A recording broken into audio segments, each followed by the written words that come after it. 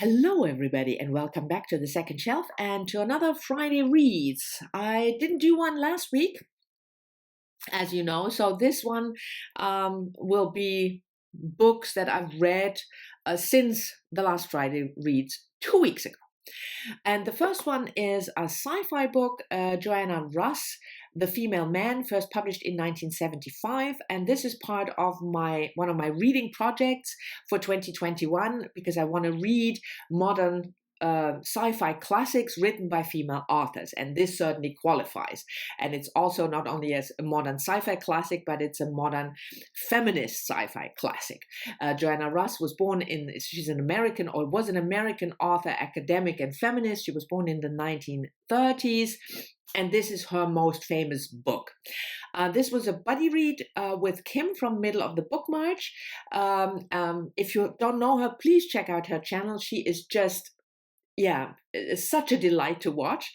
But Kim unfortunately didn't really get on with the book, so she bailed after a third. And I have to say it was not an easy read because it's not very plot-centered, which you might expect from a sci-fi book, that it's very plot-oriented.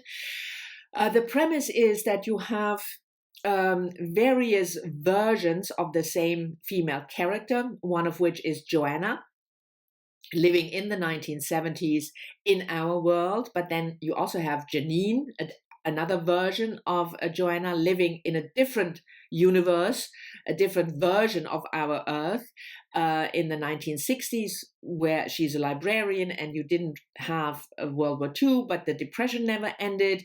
Then you have Janet, who lives in While Away, which is kind of the Earth maybe in the future, where men have been extinct, and so the society is only female, only has the female gender. And the last one is a version of Joanna living on Earth in a universe where the two genders are at war and have been for decades. The four characters meet and explore each other's universe with the specific attention to the role and the position of the women. And it's a very interesting premise, but there is like I said, very little plot.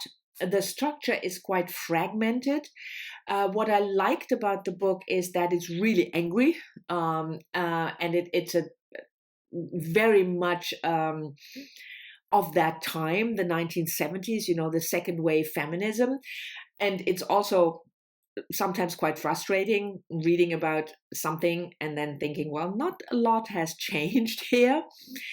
But it's more a contemplation about the position of the women and various possibilities of this position than it is a straightforward sci-fi book. So it was interesting to read, but it's certainly not going to be one of my favorite science fiction novels. Next, I finished another buddy read, this time with Shawn the Book Maniac, and Lindy, who doesn't have a channel but is a regular commenter, and I will leave her Instagram account so that you can check her out. And we read A Beast in Paradise by Cécile Coulon, translated from the French by Tina Kover. You're all familiar with Tina, of course. Shawn did wonderful interviews with her, and she is a fantastic translator from the French into English. So whenever you see a book translated from the French by Tina Kover, you should certainly check it out. This book is, Cécile Coulon, by the way, is a quite young French author I haven't read before. This was published earlier this year in the English translation, and the original French was published 2 years ago in 2019.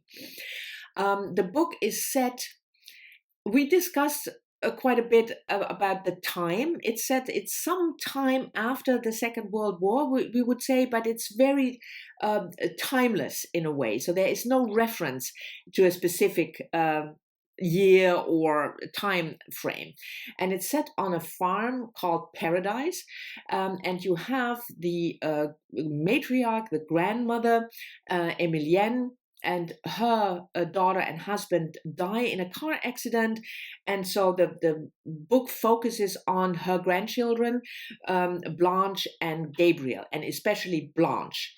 Blanche, coming of age story, falling in love with Alexandre, who also lives nearby.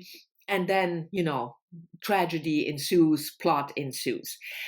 I really like the timelessness of the story, the atmosphere of the farm. But in the end, the book didn't really 100% work for me. It was too gothic for my taste. The plot twists and the turns that it took. It was just not 100% my thing, I have to say.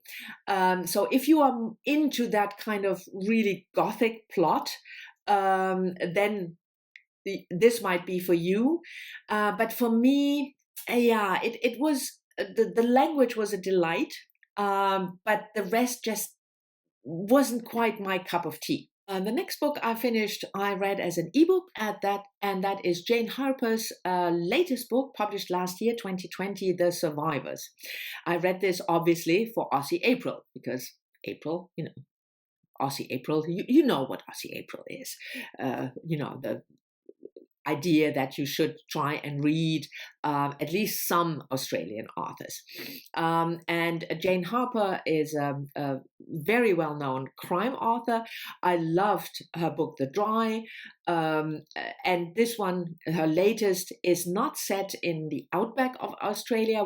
Most of her books are set there, but on Tasmania, the island off the coast of Australia. You have the main character, Kieran, who comes back to the island to help his parents move. His father has been diagnosed with dementia. He has to go to a nursing home, and the mother has to sell the family house and move to an apartment. So Kieran and his wife and young child, baby child, come from Sydney, where they live, to help the parents organize the move. It's quite clear from the start that Kieran fled the island after some event in the past having to do with a storm and at least 2 people dying, and somehow Kieran, it's his fault for some reason. That's what we learn in the beginning. And then, of course, there is a murder. A young woman is found murdered.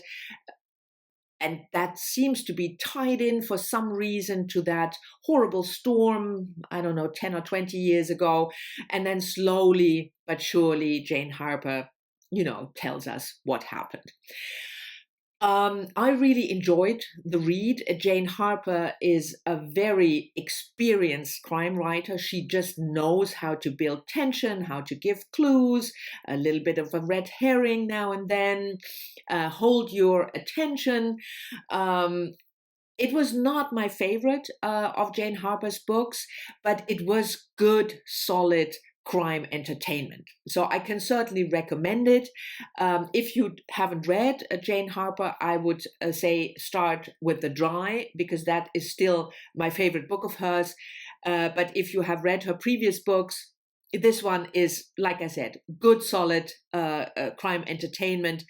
Possibly not the best that Jane Harper ever wrote, though. Then we have 2 books that I will finish today, or for sure this weekend. And the first one I will finish today because I have to check in with my buddy reader today, Brian from Bookish. Also a fantastic channel. If you haven't subscribed to him, you don't know what you're missing.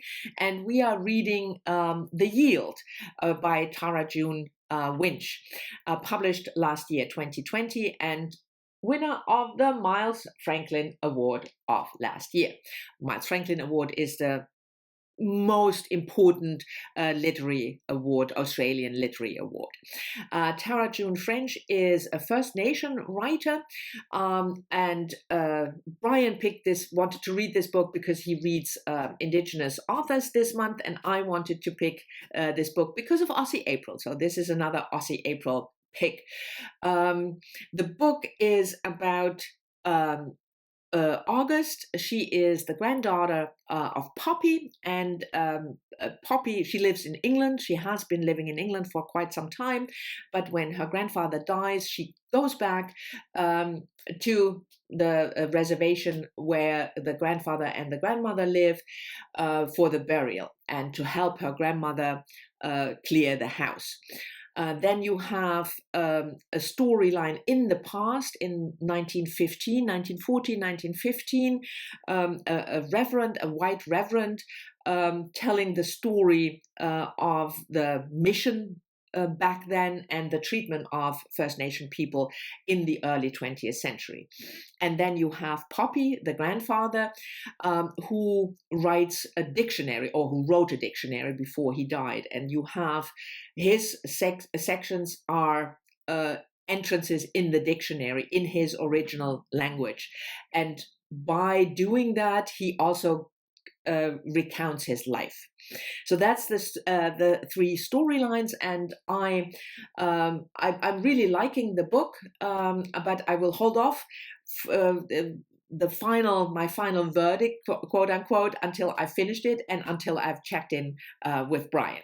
And then the other book that I will finish tomorrow, also a buddy read, because I have to check in with Terry, is Louise Erdrich's latest book, The Night Watchman, which was published last year.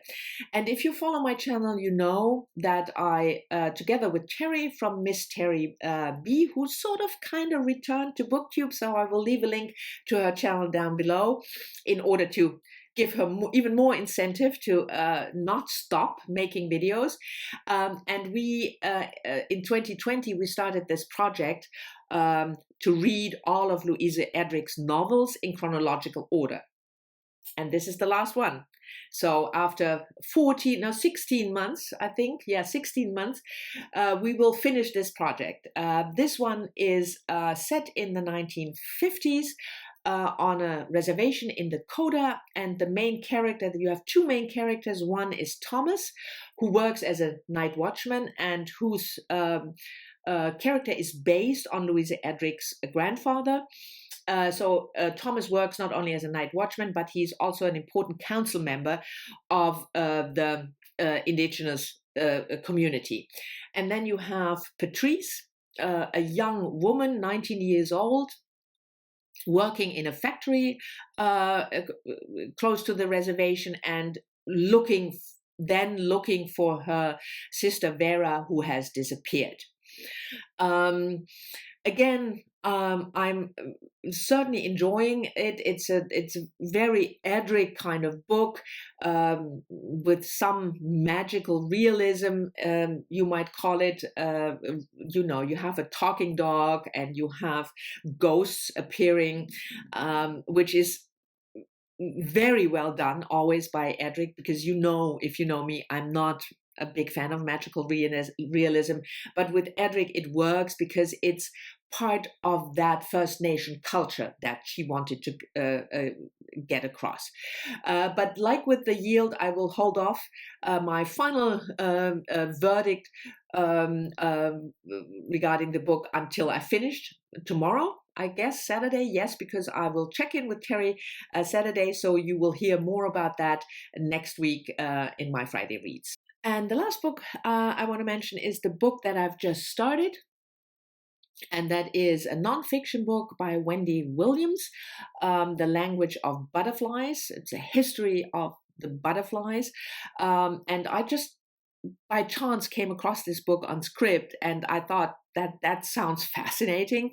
And as you probably know, Springathon is starting tomorrow, the readathon where you are asked to read at least one nonfiction book about nature. I will leave a link to my video with my Springathon TBR in the show notes. And this book is not mentioned on the TBR, of course, because you know me, I make a TBR and then I read something else. But this is more an addition. I'm still planning on reading the books mentioned in the video, but this is an addition. Butterflies and moths, it sounded fascinating. So I started last night and I was immediately captivated. And the last thing, the really very last thing I want to mention is that I'm also planning on reading the 6 shortlisted books of the Women's Prize for Fiction 2021. The shortlist has been announced on Wednesday. I will leave a link to the website down below. You can see the 6 titles, and I have already bought all 6. I haven't read any of those 6, and I've started reading some of them and DNF'd them, but I will start afresh and read all 6 of them. And yes, I will indeed review all 6 of them on my channel, so you can look forward to that. Anyway, this was it for my Friday reads on the very last day of April. I hope you've enjoyed it. Thank you very much for watching. As always, I'm looking forward to your comments, and I can't stress it often enough. I am still all caught up with my comments, so very proud of myself, and I'll see you all soon in the next one.